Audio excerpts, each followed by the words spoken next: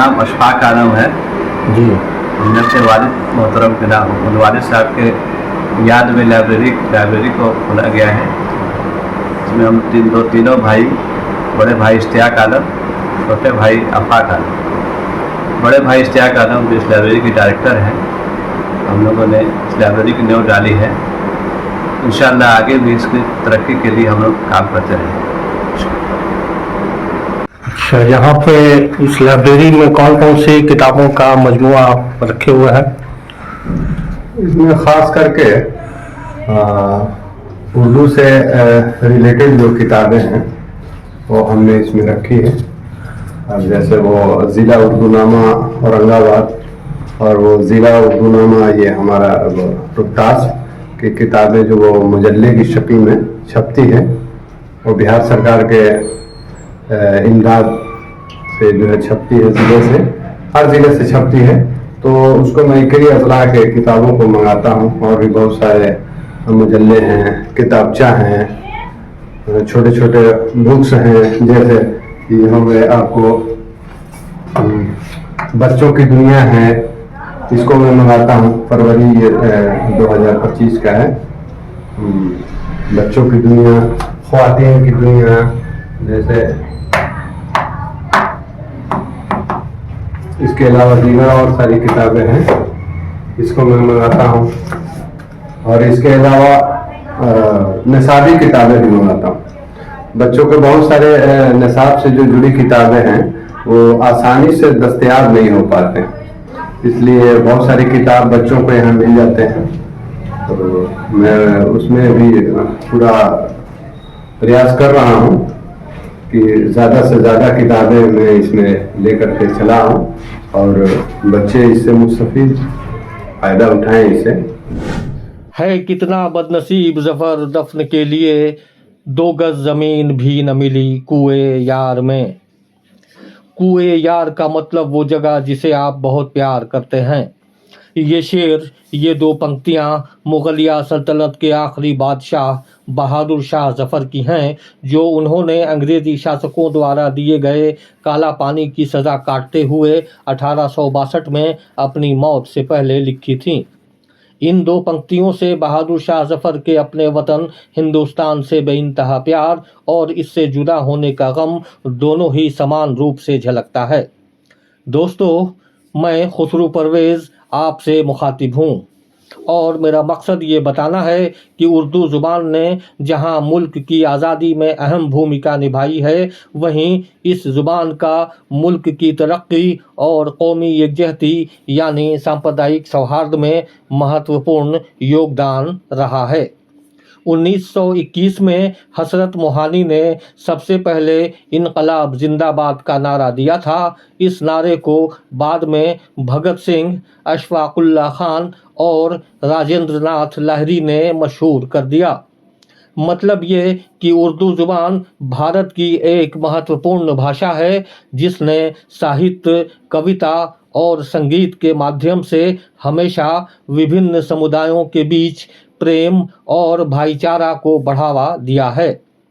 इन्हीं कड़ियों को आगे बढ़ाते हुए रोहतास ज़िले के छोटे से शहर नासरीगंज के वार्ड नंबर 1 में उर्दू लाइब्रेरी की बुनियाद रखी गई है और हम आपकी मुलाकात उनसे कराने जा रहे हैं, जिन्होंने अपनी निजी ज़मीन पर उक्त लाइब्रेरी को खोलकर आम लोगों को सुपुर्द किया है और इसे सजाने संवारने में भी रोज़ाना अच्छा खासा वक्त देते हैं।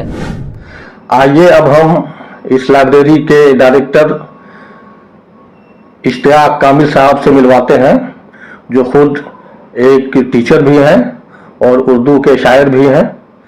उनसे जानते हैं कि किस तरह इनके मन में ख्याल आया कि नासरीगंज जैसे छोटे शहर में उर्दू लाइब्रेरी कायम की जाए।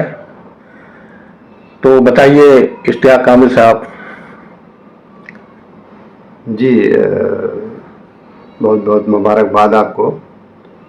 सबसे पहले तो मैं ये बात कहना चाहूँगा कि कोई भी कौम तब तक ज़िंदा रहता है जब तक उसकी मादरी ज़बान ज़िंदा है। मैं एक शेर के हवाले से ये बात आप तक पहुंचाना चाहूँगा कि रूह कहते हैं, जान कहते हैं, फ़ख्र हिंदुस्तान कहते हैं। रूह कहते हैं, जान कहते हैं, फ़ख्र हिंदुस्तान कहते हैं, और जो मिटाने से भी न मिटे उसे उर्दू ज़ुबान कहते हैं। जी। बहुत बहुत खुशी हुई खुशू परवेज़ साहब के आप न्यूज़ एक्सिस की जानिब से आप हमारे लाइब्रेरी में आए, और हम उम्मीद करते हैं कि आगे भी आप इस न्यूज़ एक्सिस के माध्यम से आप हमारे इस लाइब्रेरी में आएंगे और हमें मोटिवेट करेंगे और अपने मशवरे जो अच्छे होंगे उससे हमें नवाजेंगे। तो मैं चूँकि पेशे से एक टीचर हूँ, एक शिक्षक के पद पर भी हूँ और उर्दू अदब से जुड़ा हुआ हूँ। मैंने कई गज़लें भी लिखी हैं जी। मेरी गज़लें औरंगाबाद उर्दू सेल से जो किताबें आती हैं मुजल्ला के शक्ल में, जी।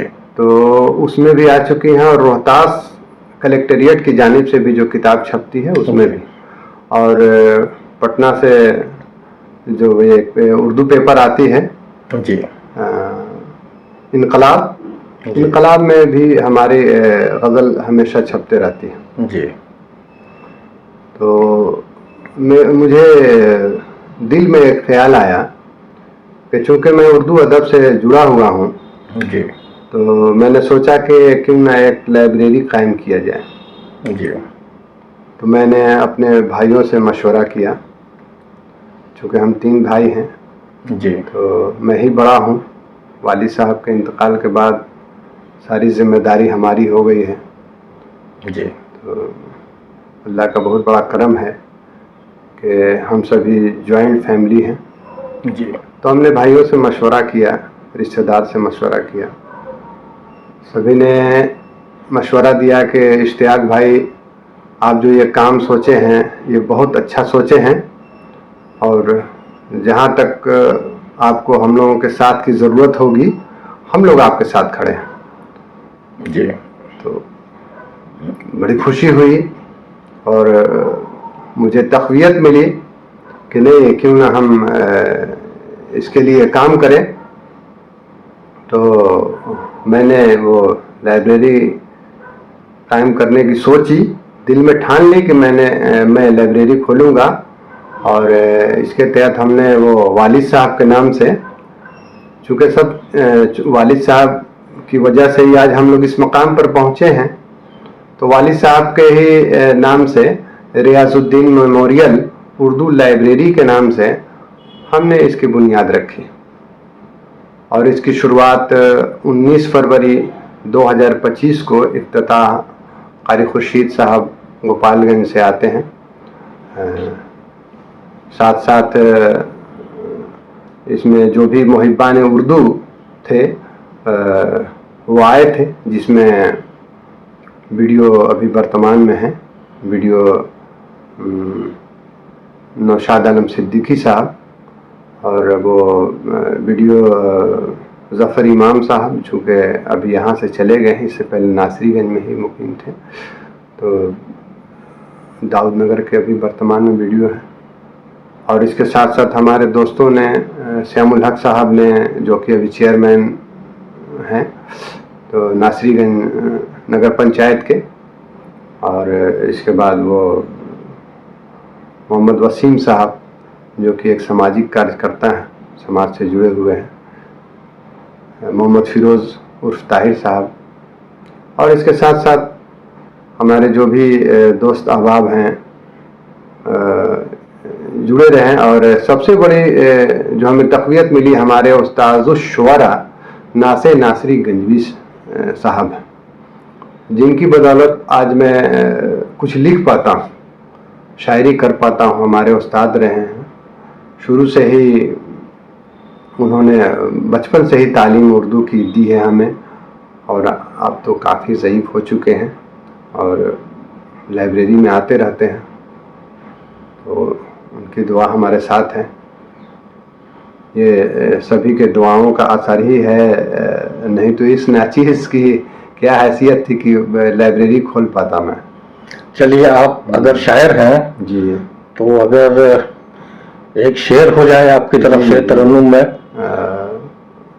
जी मैं सुना देता हूँ।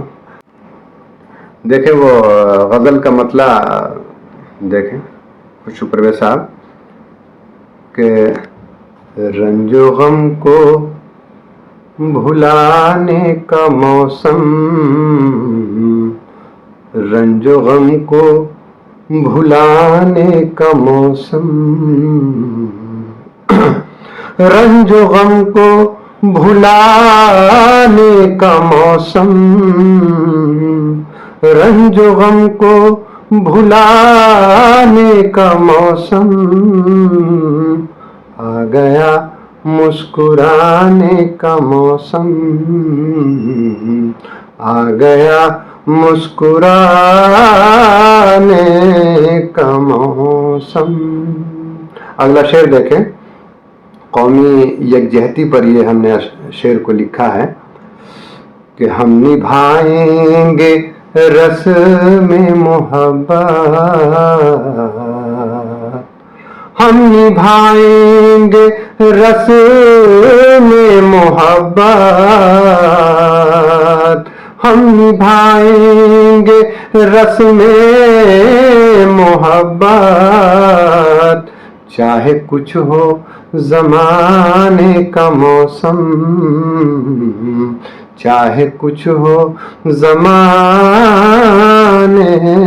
का मौसम। तो क्या इश्तियाक साहब आपको भी लगता है कि उर्दू ज़बान जो ये कौमी तरक्की और कौमी यकजहती के लिए काम करती है, मुल्क की तरक्की के लिए काम करती है? खालिस हिंदुस्तानी ज़बान है उर्दू जी। और ये अभी चूँकि बिहार की दूसरी सरकारी ज़बान भी है उर्दू जी। तो उर्दू चूँकि मादरी ज़बान है और वो कौमी ज़बान है जी। तो इसको पढ़ना और समझना बहुत लाजमी है जी। जब हम इसको जब तक से उर्दू को पढ़ेंगे नहीं, हम अपने तहजीब को, कल्चर को, हम अपने हिंदुस्तान को नहीं समझ पाएंगे।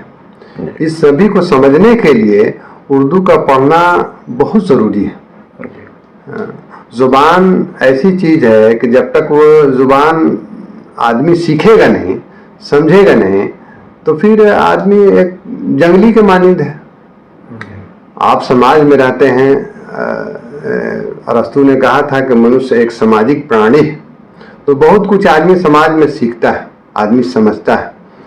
लोग एक दूसरे से ही सीख करके ही बड़े होते हैं और आगे बढ़ते हैं। तो आजकल उर्दू के तरफ बहुत लोगों का ध्यान कम हो गया है। हालांकि हमारे बिहार गवर्नमेंट की तरफ से बहुत सारे उर्दू के प्रोग्राम चलाए जा रहे हैं, फिर भी अभी बहुत से प्रोग्राम चलाने की ज़रूरत है। अभी हमारे यहाँ, हम चूँकि खुद स्कूल में हैं, तो उर्दू की जो किताबें हैं निसाबी, वो बच्चों को दस्तयाब नहीं है। सारी किताबें आ गई हैं, लेकिन उर्दू की किताब अभी तक दस्तयाब नहीं है। हम लोग चूँकि उर्दू के टीचर हैं, तो बच्चों से उर्दू लिखवाते हैं कि बच्चे खुशखत उर्दू लिख सकें, उर्दू को समझ सकें।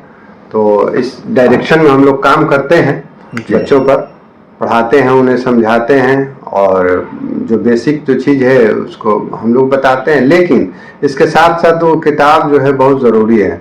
तो हमने सोचा कि चलिए वो लाइब्रेरी के ज़रिया भी जो बहुत सारी जो किताबें हैं वो लोगों को मुहैया कराया जा सके, लोगों तक पहुंचाया जा सके। तो इस लिहाज से हमने बहुत सी किताबें भी लाइब्रेरी में मंगाई हैं। इसके अलावा बच्चे आजकल के चूँकि मोबाइल से ज़्यादा जुड़ गए, तो मोबाइल से जुड़ने की वजह से जो बेसिक चीज़ है वो लोग नहीं समझ पा रहे हैं। माँ के हुकूक क्या हैं, भाई बहन के हुकूक क्या हैं, बीवी के हुकूक क्या हैं। औरतें आजकल शौहर के हुकूक को नहीं जान पाती हैं। आजकल झगड़े बढ़ गए हैं, घरेलू लड़ाइयाँ बढ़ गई हैं, लोगों के अंदर नाइतफाकियाँ बढ़ गई हैं।